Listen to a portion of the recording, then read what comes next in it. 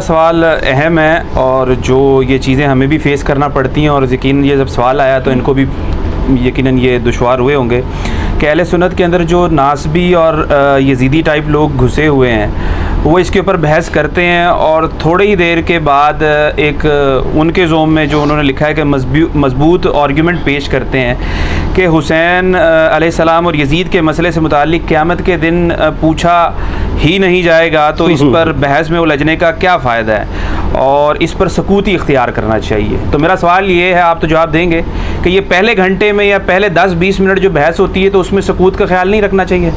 نہیں، وہ سکوت کا مطلب انہوں نے چینج کر دیا ہے۔ اچھا، سکوت کا مطلب یہ ہے کہ ہم جو کچھ بولتے رہے وہ ٹھیک ہے، آپ سکوت اختیار کریں، یہ مطلب ہوتا ہے سکوت کا۔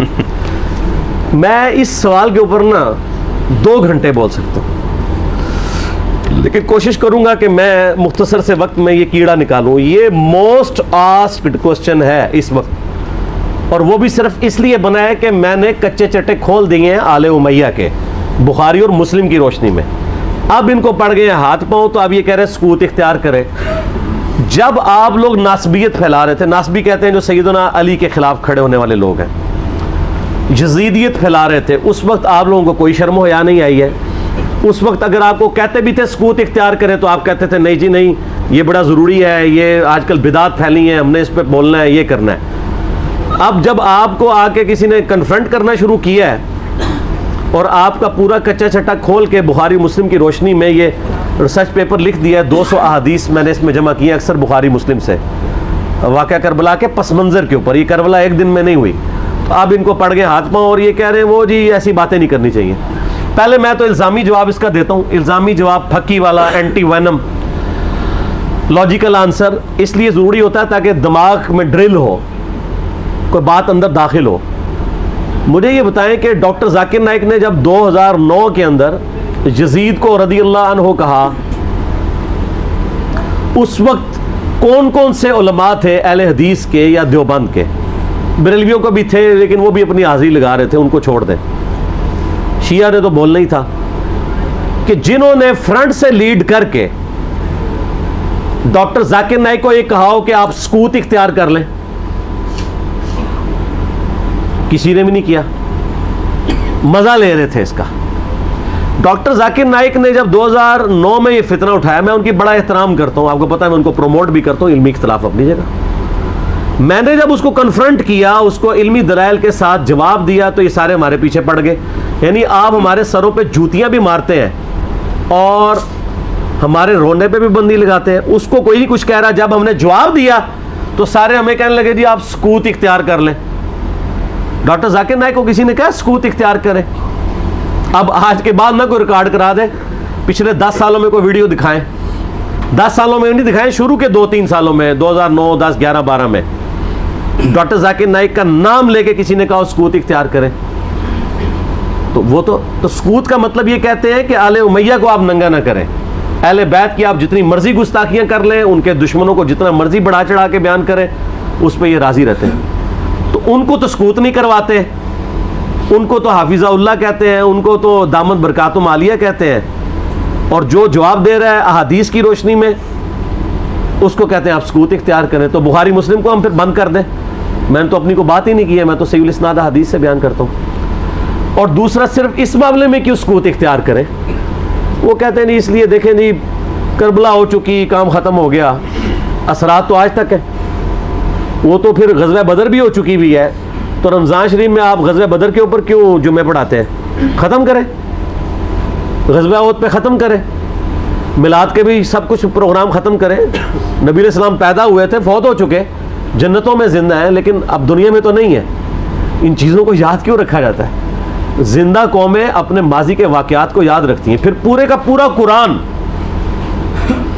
انسانی تاریخ کے کتنے بڑے بڑے واقعات بتاتا ہے جو ختم ہو چکے ہیں۔ برادران یوسف فوت ہو چکے ہیں، لیکن آج تک قرآن میں عبرت کے لیے انہوں نے جو کچھ اپنے بھائی کے ساتھ کیا، اور برادران یوسف وہ صحابی ہیں جن کا باپ بھی پیغمبر ہے، بھائی بھی پیغمبر ہے، ڈبل صحابی ہیں، لیکن آج بھی ان کی مثال دی جاتی ہے۔ تو کوئی اسے کوئی یہ نہیں سمجھتا کہ گستاخی ہو گئی ہے۔ پھر الٹیمیٹلی آ کے تو وہ سورہ بقرہ کی آیات پیش کرتے ہیں تلک امۃ قد خلت لہا ما کسبت ولکم ما کسبتم. اور ظالموں اس آیت کا ترجمہ ہی تم لوگوں نے بدل دیا. یہ تو کانٹیکسٹ سٹارٹ ہو رہا ہے کہ یہودی کہتے تھے ہم ابراہیمی ہیں, ہمیں ابراہیم کی نسبت کام آ جائے گی. تو اللہ نے فرمایا تلک امۃ قد خلت, وہ بڑی نیک امت تھی, وہ تو جا چکی ہے. لہا ما کسبت ولکم ما کسبتم, ان کے لیے ان کے نیک اعمال ہیں اور تمہارے لیے تمہارے نیک اعمال ہیں. لہا ما کسبت ہے, علیہا کے ساتھ نہیں ہے. علیہا ہو تو ان کی گناہ کا وبال ان پہ, تمہارے گناہ کا وبال تم پہ. ان نیکیوں کے لیے بات ہو رہی ہے کہ کسی پرانے بزرگوں کی نیکیاں تمہارے کام نہیں آئیں گی. یہ نہیں بات ہو رہی کہ پرانے بزرگ اپنی برائیاں ساتھ لے گئے اور تم بھی اپنی برائیاں ان کو چھوڑو, ان کو ڈسکس ہی نہ کرو. یہ قرآن بات کیسے کر سکتا ہے؟ قرآن تو خود پرانوں کی غلطیوں کو ڈسکس کرتا ہے عبرت کے لیے. تو ترجمہ ہی بدل دیا. یہ یہودیوں کو ٹانٹ کیا گیا تھا کہ تم ابراہیمی ہونے کا دعویٰ کرتے ہو اور کہتے ہو ابراہیم کی نسبت ہمیں کام آئے گی, ان کے نیک اعمال تو وہ ان کے نیک اعمال ان کے لیے تھے. ہم ویسے کر رہے یہی ہیں, یا اللہ جو کچھ بھی ہے تیرے محبوب کی امت سے ہے. اس کے لیے, اس کو کنڈیم کرنے کے لیے تھا. انہوں نے پکڑ کے اس کا ترجمہ ہی بدل کے اور ہی مطلب اس میں سے نکال دیا. تو پھر اللہ تعالیٰ کی طرف سے بھی بندے چھوڑ دیے جاتے ہیں نا ایسے لوگوں پہ. پھر جو جھوم جھوم کے کہتے ہیں کہ نہ میں وابی نہ میں بابی, میں ہوں مسلم علمی کتابی. آؤ علمی کتابی بات کرو. تو ان سے یہ پوچھیں کہ یہ جو آپ دفاع صحابہ کانفرنسز کرتے ہیں, تو قیامت والے دن آپ سے پوچھا جائے گا کہ آپ نے صحابہ کرام کے دفاع کے اوپر کانفرنسیں کرنی ہے کہ نہیں؟ کیوں نہیں؟ ہے کسی حدیث میں, آیت میں نہیں, تو کیوں کر رہے ہیں؟ تو وہ کہیں گے ہاں پوچھا جائے گا. تو ہم بھی کہتے ہیں ہاں پوچھا جائے گا, بالکل پوچھا جائے گا. سورہ تکاثر میں آتا ہے نا ثم لتسألن یومئذ عن النعیم, پھر اس قیامت کے دن تم سے ہر نعمت کے بارے میں پرسش ہوگی. کیٹیگوریکل ہے. جس کو اللہ نے علم دیا ہے نا, یہ اس کے پاس نعمت ہے, اس کے بارے میں پوچھا جائے گا علم آگے تک پہنچایا کہ نہیں, اور نہیں پہنچایا ہوگا تو لعنتی ہوگا وہ. یہ آیت ہے سورہ بقرہ کی, میں نے ریسرچ پیپر کے اوپر لکھی ہے سٹارٹ میں 159 اور 160. ان الذین یکتمون ما انزلنا من البینات والہدی, بے شک وہ لوگ جو چھپا لیتے ہیں ان روشن اور ہدایت کی چیزوں میں سے جن کو ہم نے لوگوں کی ہدایت کے لیے اپنی کتاب میں بیان کیا, ایسے لوگوں پر اللہ کی لعنت ہے اور تمام لعنت کرنے والوں کی لعنت ہے. الا الذین تابوا واصلحوا, سوائے ان لوگوں کے جو توبہ کر لیں, اپنی اصلاح کر لیں, وبینوا, اور اصلاح پہ اکتفا نہیں بلکہ وہ لوگوں کو بتا بھی دیں جو کچھ چھپایا تھا. فاولئک اتوب علیہم وانا التواب الرحیم, تو ایسوں کی توبہ اللہ قبول کرے گا اور اللہ تعالیٰ بخشنے والا مہربان ہے.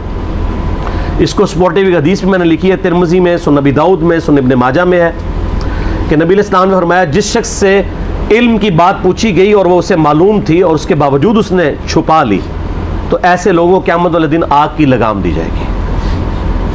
تو یہ بڑا کریٹیکل ایشو ہے.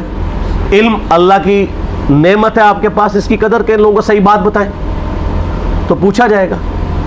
سورہ الاحزاب کی آیت نمبر 57 کیا ہے؟ آیت درود سے اگلی, ان الذین یؤذون اللہ ورسولہ لعنہم اللہ فی الدنیا والآخرہ واعد لہم عذابا مہینا, بے شک جو لوگ اللہ اور اس کے رسول کو تکلیف دیتے ہیں ان کی زندگی میں بھی اور زندگی کے بعد, موت کے بعد بھی ان پر اللہ کی لعنت ہے, اور اللہ تعالیٰ نے ان کے لیے ذلیل و خوار کر دینے والا عذاب تیار کر رکھا ہے.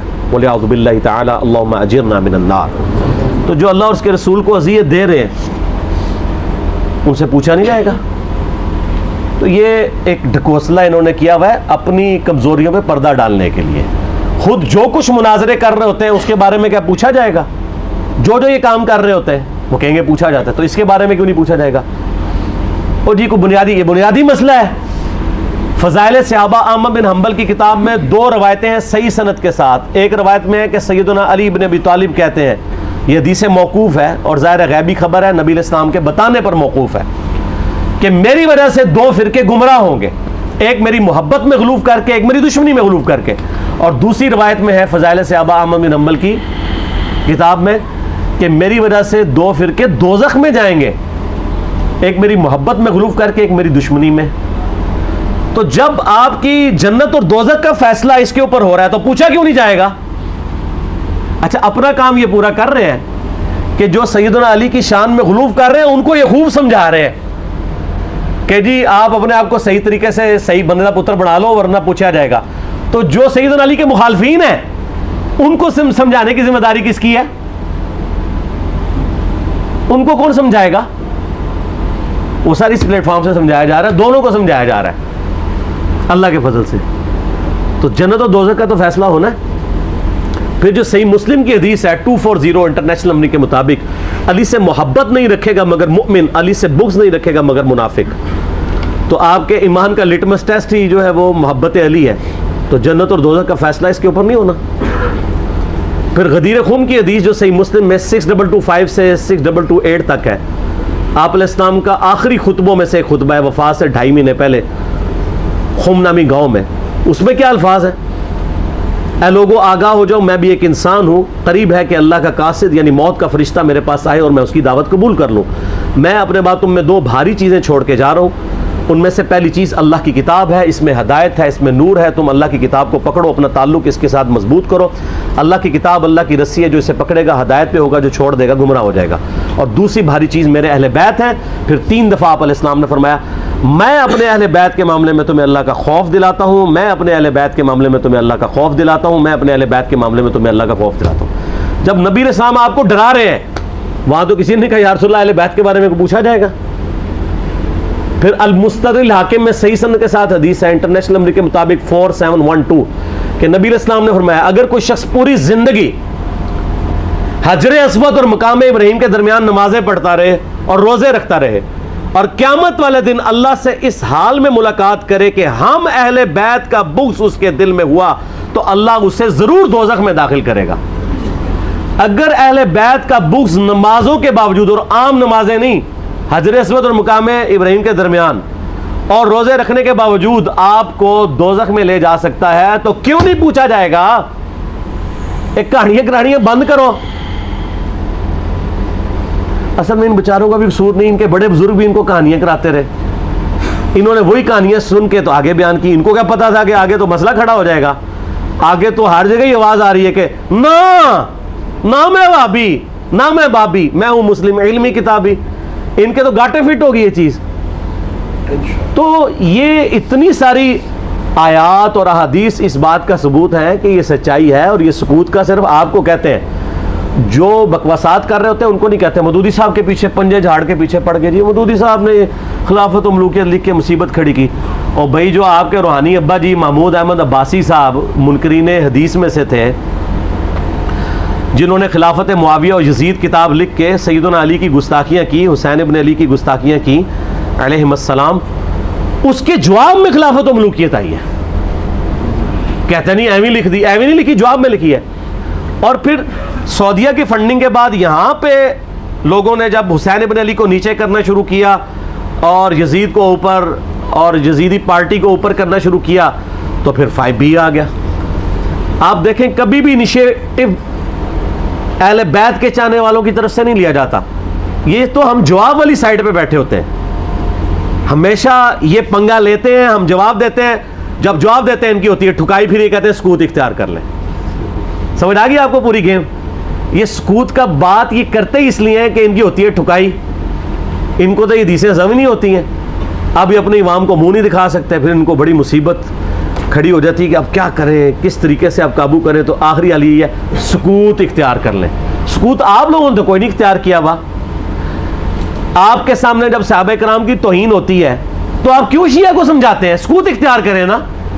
کون سا آپ سے قیامت دن پوچھا جائے گا؟ یہ میں الزامی طور پہ بات کر رہا ہوں. اور آپ کے بڑے بزرگ سیدنا علی اور حسین ابن علی کی گستاخیاں کریں, ان سے اپنے بغض کا اظہار کریں. جب ہم ان کو سمجھائیں تو ہمیں کہتے ہیں آپ سکوت اختیار کریں. تو سر یہ 2 نمبر پالیسی چھوڑ دیں. میں نے پہلے بھی ان کو کہا ہے کہ لوگ گھاس کھانا چھوڑ چکے ہیں. پہلے لوگوں کو آپ نے بے زبان بھیڑے بنایا ہوا تھا, اب لوگوں کے ہاتھ میں قرآن و حدیث آ گیا. اور اس ریسرچ پیپر کے بعد تو یقین کریں ان کے پلے کوئی شے نہیں رہی ہے. یہ ریسرچ پیپر آپ ضرور منگوا کے پڑھیں. ایکسٹرا آرڈنری ریسرچ پیپر ہے. انشاءاللہ آپ کو معاملات کلیئر ہو جائیں گے انشاءاللہ تعالی. ٹھیک ہو گیا؟